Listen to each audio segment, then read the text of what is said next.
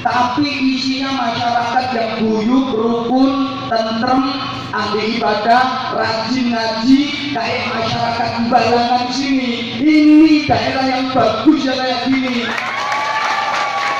Gitu loh. Meskipun jalannya masih belum masalah, berlubang, makanya yang perlu dipantuli ini sampai tambah dulu.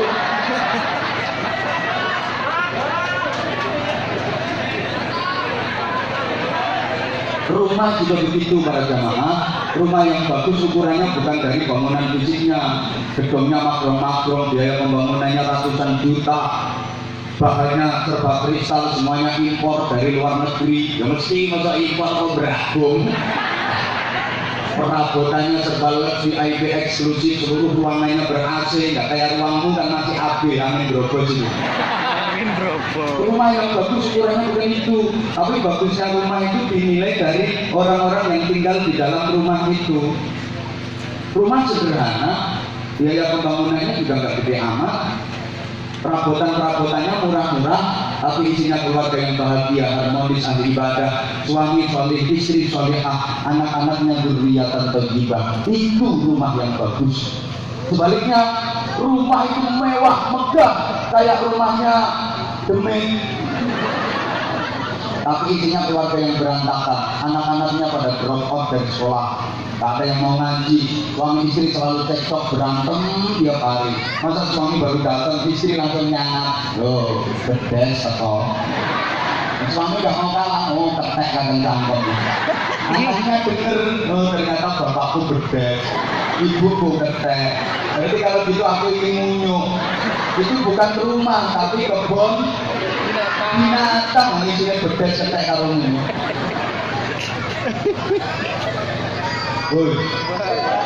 Baju juga sama. Ukuran nilai bagus tidaknya baju itu bukan dari bandrolnya yang mahal, bahannya yang sutra kualitas tinggi, kayak yang dipakai Pak Bupati. Sayang aku gak dikasih. Terus modelnya boys, keren, gentle, trendy, bukan. Tapi ukuran bagusnya baju itu dinilai dari orang yang ada di dalam baju itu, yang pakai. Meskipun baju itu berbandrol mahal 90 miliar. Baju apa ya dia? Sekalian bikin contoh biar gak terbantahkan. Terus bahannya luar biasa, modelnya luar biasa. Tapi sorry, yang pakai perempuan nakal, yang bejat moralnya, rusak akhlaknya. Terus jawabannya apa enggak loh? Istilah Indonesianya saya juga nggak ngerti apa. Tapi kalau istilah yang agak ke Inggris-Inggrisannya saya tahu. Perempuan seperti itu namanya the londe, and the bukenge. Sungguh baju yang sorry mohon maaf Pak Bupati, saya omongannya kasar. Nah, kalau kalian kepingin yang halus silahkan undang pusat dari Bangsa Halus. Silahkan undang pusat dari Bangsa Halus. Demi undang-undangnya. Akan dibilang itu ceramah kok kasar banget. Bagi saya kasar nggak masalah. Yang penting kan laris. Nah kalau laris banyak yang dengerin, ceramah halus di tekon 10, yang 8 ngantuk, yang 2 tidur. Sorry, dan saya siap resiko. Dibilang kasar, paling-paling resikonya nggak diundang lagi ke sini. Nggak apa-apa, cari tempat lain.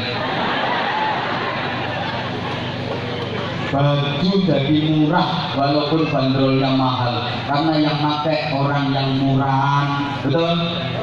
Sebaliknya, meskipun baju itu jelek, Litron kualitas rendah, semeter harganya cuma 600 rupiah. Jahitan jarang-jarang banget yang dipakai dari itu jarum karung nih. Warnanya kontras, tidak serasi, atas merah bawah hijau kayak kapsul. Tapi yang pakai perempuan solihah, yang ahli ibadah, yang berakhlakul karimah seperti perempuan-perempuan sumber agung sini.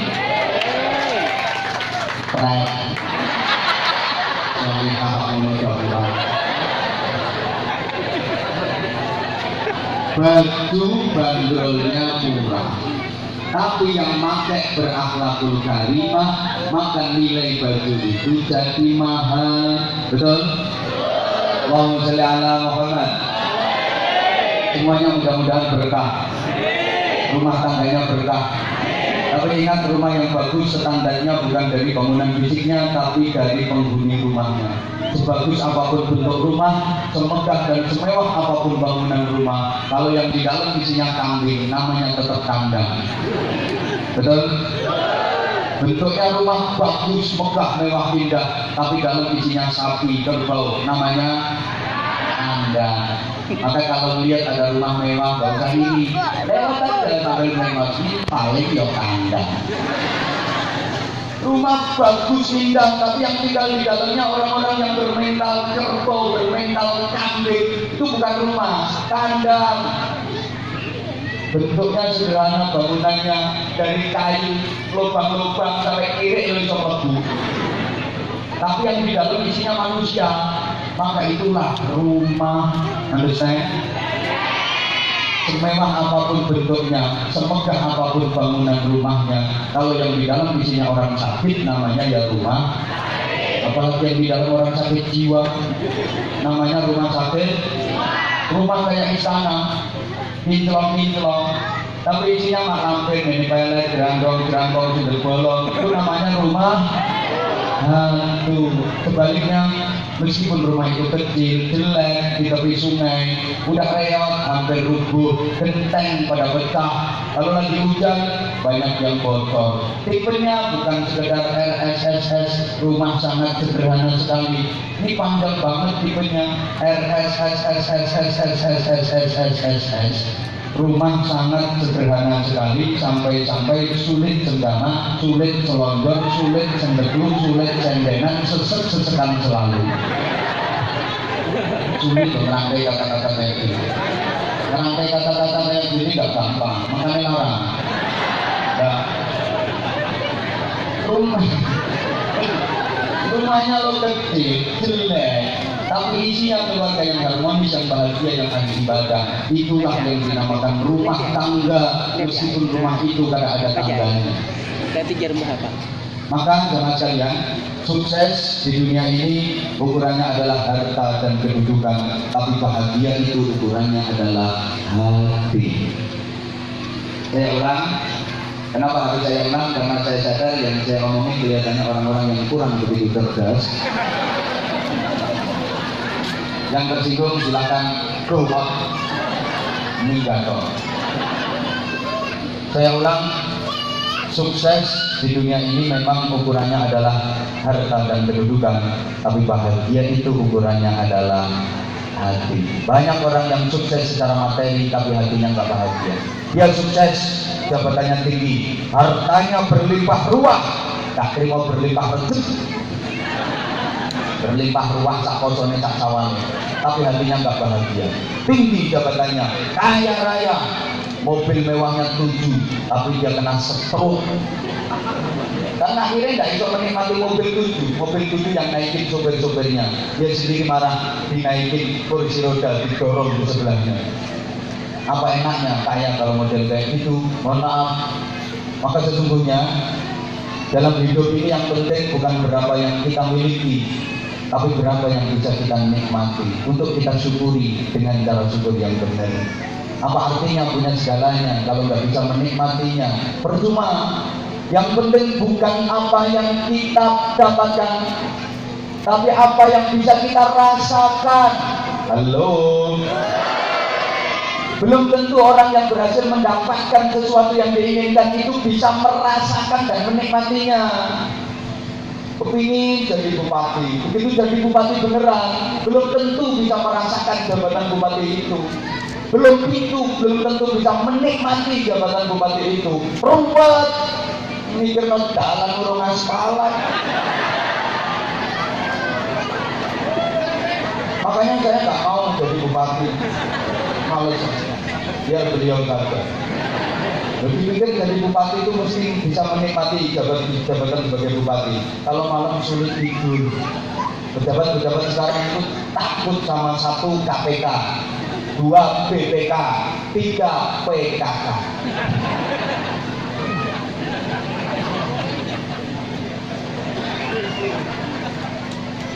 Makanya saya nggak mau jadi bupati. Udah saya kayak gini aja, tak latih, alhamdulillah, wis remes. Enaknya lagi ada ustaz, ada kiai dalam satu forum ketemu sama bupati. Itu kiai nyangoni bupati, nggak ada undang-undangnya. Nggak ada undang-undangnya.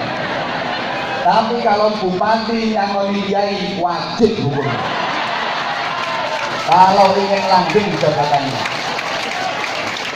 Kalau ingin langgeng jabatannya.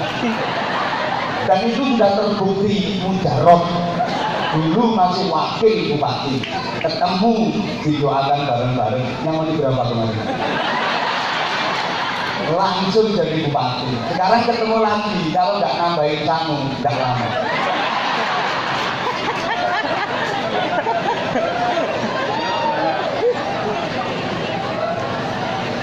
Kalau nyangon ini banyak, wah 2 periode. Periode ketiga gubernur, bisa dibuktikan omongan saya. Kalau nggak nyangoni, udun dari RT.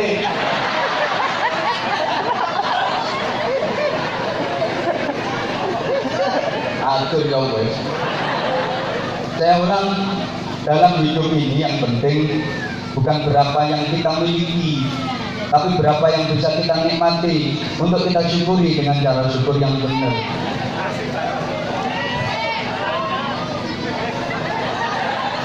Orang melu nyamoni gak usah cerewet. Apa artinya kita punya segalanya kalau nggak bisa menikmatinya? Halo?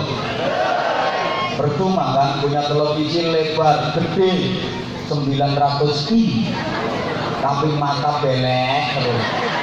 Nggak bisa melihat TV yang gede, mending TV kecil tapi mata sehat, bisa menteleni setiap saat. Kursi aja harganya 750 juta, tapi pantat bisulen nggak sembuh-sembuh. Bokong mudunen terus, percuma kursi mahal. Mending kursi dari bambu, paku yang serongan dilunggui, bokong kecantol nanti berdarah-darah, tapi sehat. Percuma Pak, punya istri cantik, menarik, ayu, kemerusu, semok, belenok, tapi bentino ayang-ayang.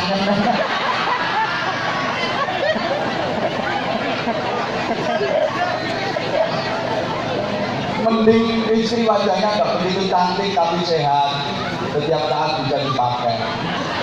Ini sengaja saya sampaikan tujuan saya untuk menghibur yang wajahnya jelek-jelek itu. Kan bisa senyum di sana. Makanya Bu, kalau dikatain sama suami, celek, cerewet, gak jelek, bawel, gak usah ngebantah, nyantai jawabnya. Elek yo ben, yang penting orang anyang-anyang.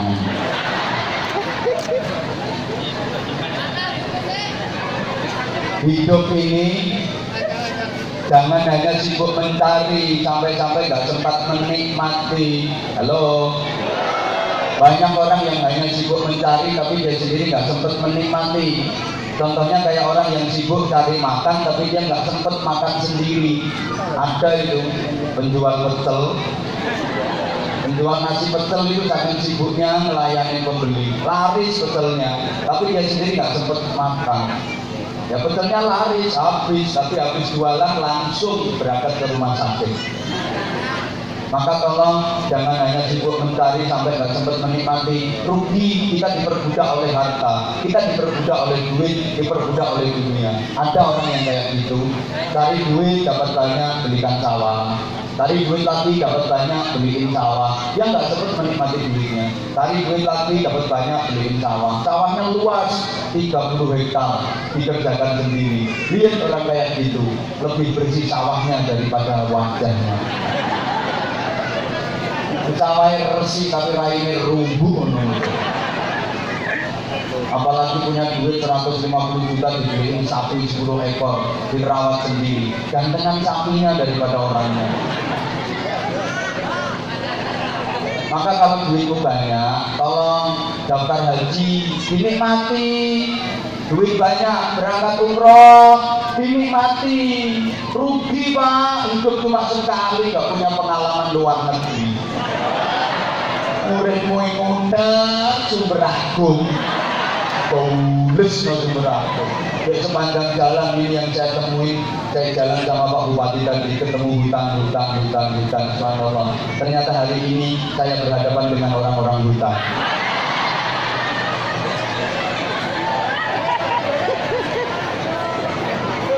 Rugi kan, punya duit banyak nggak bisa menikmati hidup di dunia cuma sekali, duit banyak, nggak punya pengalaman luar negeri, nggak pernah naik pesawat.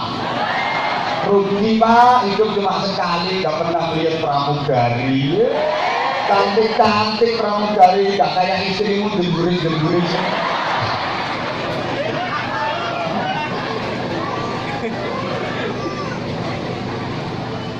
Halo. Bisa dilanjut? Nah, setelah kita bisa menikmati dan mensyukuri, selanjutnya bentuk bersyukur itu qanaah. Syukuri yang kita miliki, nikmati yang ada. Hidup ini akan menjadi anugerah. Syukuri apa yang hidup adalah, tetap jalani, melakukan. Ternyata suaramu lumayan enak. Besok ayo kita apa aja namanya.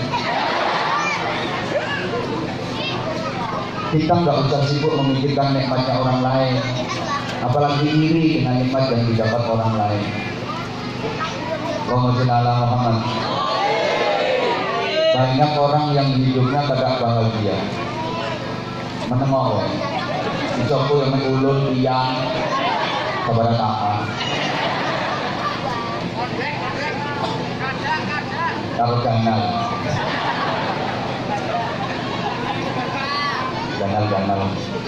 gimana? Banyak orang yang hidupnya tidak bahagia, bukan karena dia tidak diberi nikmat sama Allah, tapi karena dia terlalu sibuk memikirkan nikmatnya orang lain, sampai nikmatnya sendiri tidak dipikiri. Dia selalu merasa seakan-akan rumput di halaman tetangga nampak lebih hijau daripada rumput di halamannya sendiri. Padahal belum tentu nyawang bojone wong ketok bagus, nyawang bojone dhewe ketok wedhus. Kuwi sing marake atimu sumpek. Makanya tolong ibu-ibu, mbak-mbak, sama nyawang aku ini juga nanti duwe perasaan aneh-aneh. Aku takut sama perasaan aneh. Suamiku kok gantengnya nggak kayak kiai itu, aku gak oleh. Gitu loh. Karena wajahku cantiknya juga nggak kayak istriku. Yang nggak level lah. Malah ini kalau sembatin ke ibu-ibu. Dan nyonya aku jadi bojone Anwar Zahid. Ono kok gak oleh. Tiwasan kamu yang batin kok aku mau gue.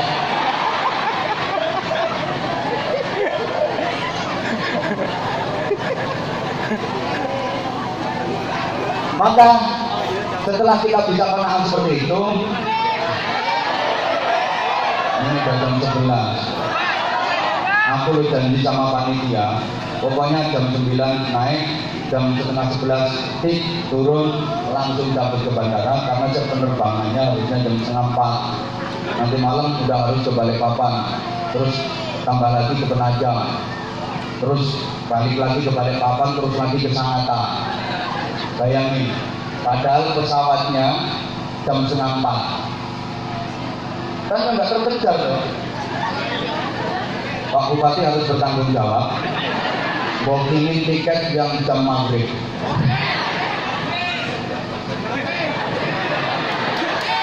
Gara-gara aku nunggu beliau, tapi mau berangkat langsung ke sini, disuruh mampir dulu ke kediaman beliau, di rumah dinas beliau, mampir ke situ. Kan? Makanya waktunya agak molor. Jadinya saya terlambat ketinggalan pesawat. Terus gimana kalau bupatinya nggak mau tanggung jawab? Apa perlu diberhentiin jadi bupati?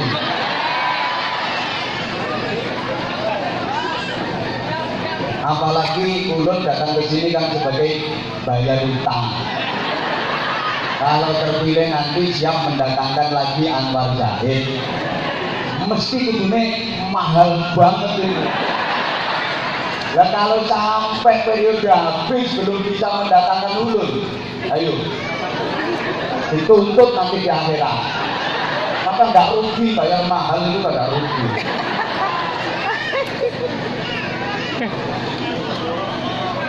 Ngomong jauh gue.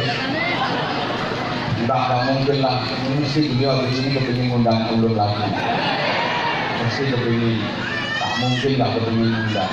Rata-rata semua pejabat yang udah ulun datangin mesti kepingin ngundang lagi. Tapi ceramahnya enak sih.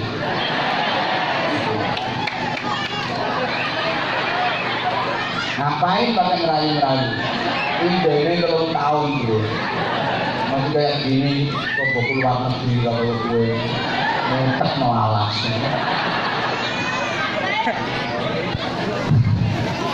Berikutnya ini sumber daya manusia SDM yang imani.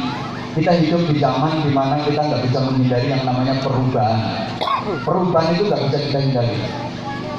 Maka dalam satu sisi hijrah itu bermakna perubahan. Dan perubahan itu satu keniscayaan yang tidak bisa dihindari.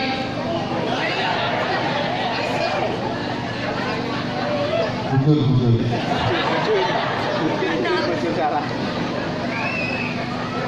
Karena perubahan nggak bisa dihindari, maka kita harus ikhtiar maksimal agar perubahan itu menuju ke arah yang lebih baik.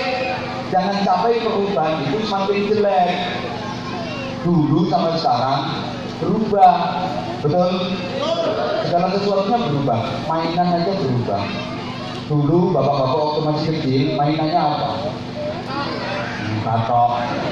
Kalau pengen mobil-mobilan ya dari tanah itu dibel-bel dibentuk mobil, roda juga dari mobil, terus ditusui pakai hiting, ditarik pakai pelepas pisang, terus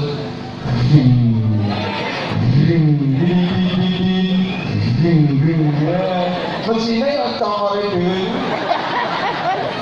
Tapi kalau sekarang mainan anak-anak itu udah serba elektrik, pakai remote control semua, betul? Ibu-ibu dulu waktu kecil mainannya karet, kasti. Nah, sekarang udah ganti, mainannya udah Pokemon. Katanya Pokemon itu mainan modern. Modern apa? Tinggalan jauh. Kalau soal Pokemon lebih duluan orang Madura. Pokemon, kalau itu dulu Pokemon.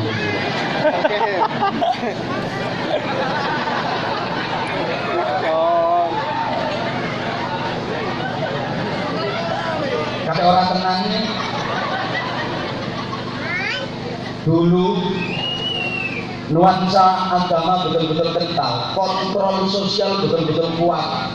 Kalau habis maghrib dari rumah-rumah warga itu terdengar suara Al-Quran, orang ngaji.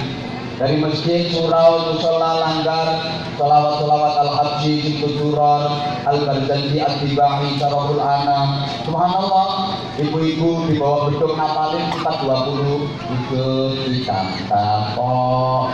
Mukhalafatul lil mawadi, itu anak-anak belajar baca Al-Quran, ngapalin huruf hijaiyah, alif ba ta tatim ha kok, dandang rusak.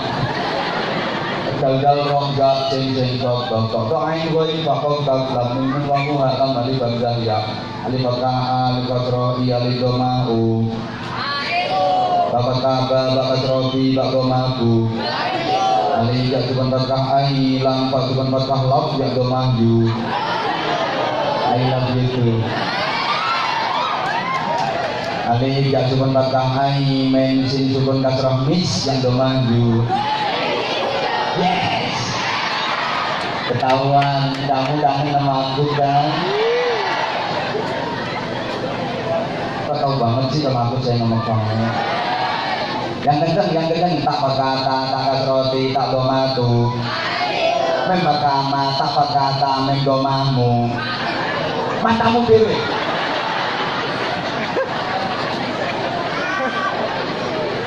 Coba kalau sekarang habis maghrib dari rumah-rumah warga itu yang terdengar suara Al-Quran atau suara televisi? Lebih banyak yang ngaji Al-Quran atau lebih banyak yang nonton sinetron? Lebih banyak mana yang cinta Allah sama cinta boy? Cocok.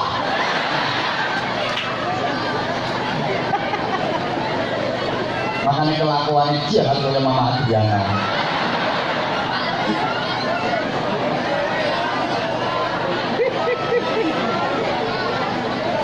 Nggak usah guyu mbak, rupamu gak boleh rempah. Ya karena nggak mau baca Quran, nggak dapat barokahnya Al-Quran, malah dapat barokahnya boy. Nasibku ya boy sok itu, boy nyok. Ya Allah, memang kayak gitu. Maka zaman boleh berubah, tapi iman dan akidah jangan sampai goyah. Setuju? Urusan iman, urusan prinsip, kita harus pakai teori dan filosofinya ikan laut. Ikan laut itu meskipun dia direndam air asin bertahun-tahun, karena emang hidupnya di laut, air laut itu rasanya bertahun-tahun direndam air asin, hidup di lingkungan yang asin, tapi ikannya nggak terpengaruh, nggak ikut asin. Kalau nggak percaya ikan laut, tas coba dilaten, nggak asin, padahal dia hidupnya di air asin, bertahun-tahun dia direndam di air asin, tapi nggak terpengaruh, nggak ikut-ikutan asin. Kenapa? Karena ikannya hidup. Ya bener tak pikir. Karena ikannya hidup. Nah orang itu kalau hatinya hidup, orang itu kalau imannya hidup, meskipun dia dikepung pengaruh jahat sekuat apapun, dikepung maksiat sekuat apapun, tidak terpengaruh. Hatinya hidup, imannya hidup. Kayak ikan laut direndam air asin bertahun-tahun, tapi tidak terpengaruh, tidak ikut-ikutan jadi asin, karena dia hidup. Maka sekali lagi, orang yang hatinya hidup, imannya hidup, meskipun dia dikepung pengaruh jahat seperti apapun, dikepung maksiat seperti apapun, tidak akan terpengaruh. Silakan dirikan pabrik minuman keras berbagai merek di lingkungan saya, tidak akan terpengaruh ikut-ikutan mabuk, karena hatinya hidup, imannya hidup. Silakan bikin tempat perjudian yang besar di desa kami, tidak akan terpengaruh ikut-ikutan judi. Kenapa? Hatinya hidup, imannya hidup. Silakan edarkan narkoba berbagai jenis, tidak akan terpengaruh. Hatinya hidup, imannya hidup. Ayo bikin naik klub, tempat hiburan malam, tempat dugem. Tahu dugem ya? Naik ojek itu duduk gemetar, adem,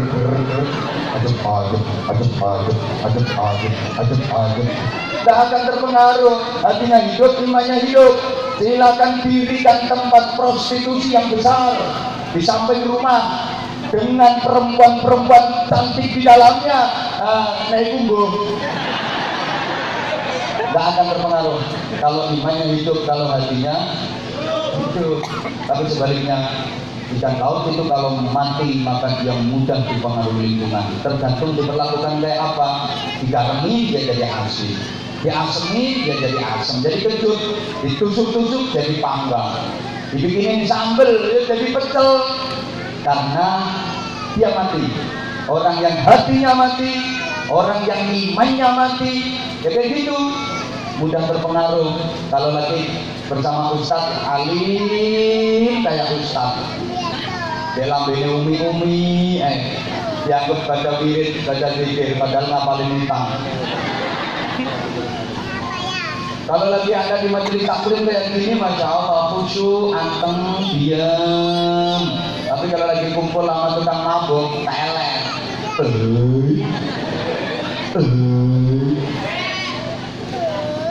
Di majelis taklim kayak kori, tapi di luaran kayak korak. Di majelis taklim jadi orang soleh, tapi di luar jadi salah, karena hatinya mati, imannya mati. Nah, untuk menghidupkan iman, untuk menghidupkan hati, itu caranya pakai apa? Ya pakai ngaji, pakai belajar, melalui majelis-majelis taklim semacam ini, agar hati kita hidup, agar iman kita hidup. Bukankah hidup ini tergantung suasana hati? Halo, bahagia itu tempatnya juga di hati. Bagaimana kita memanage hati, bagaimana suasana hati kita, itulah yang akan menentukan kita ke depan. Nah, untuk menjadi orang yang baik itu nggak mudah, karena ada apa ya, musuh abadi yang selalu menghalang-halangi agar manusia itu tidak sida baik gak sido ini kan tidak sida. Siapa itu? Ya setan itu selamanya tidak akan pernah rela kalau manusia itu jadi baik.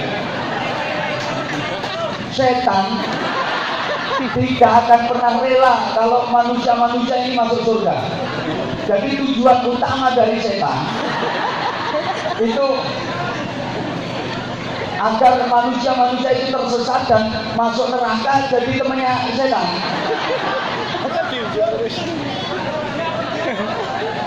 Kalau setan yang beneran, dengerin, kalau setan beneran di Indonesia ini udah banyak yang mengajukan pensiun dini.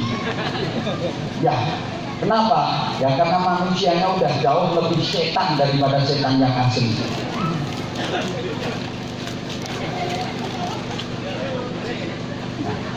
Setan-setan yang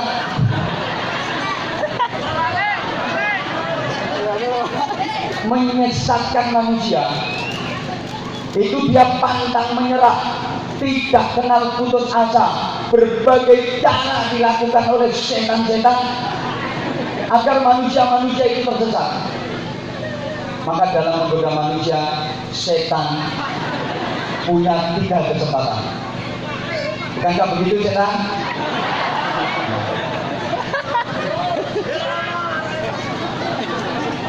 Kesempatan pertama, setan menggoda manusia sebelum manusia beramal. Jadi sebelum manusia beramal ini sudah digoda sama setan, dia gagal dalam beramal. Ini tadi mau berangkat ngaji, manusia itu dari dibisikin sama setan. Gak usah berangkat ngaji, ngapain pakai ngaji, dengerin Anwar Zahid ngoceh. Gak usah berangkat, gak usah ngaji. Gitu. Kalau yang diomongin orang biasa. Tapi kalau yang diomongin ustadz, kiai itu malah sama setan disuruh berangkat ngaji. Kalau kiai malah dibisikin gini, ayo ngaji nanti dapat duit. Setannya luar biasa. Ini setannya ketawa karena ketahuan. Rahasianya ketahuan.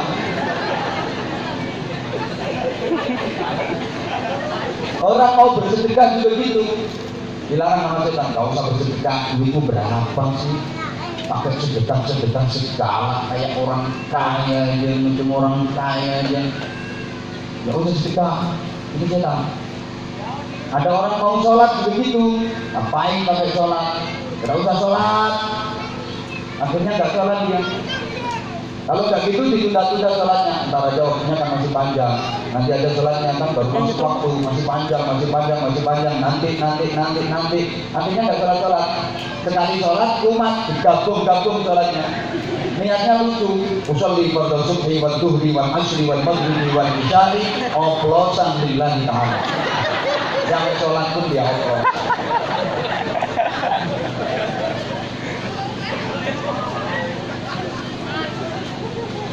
Kesempatan pertama dia gagal, manusia dilarang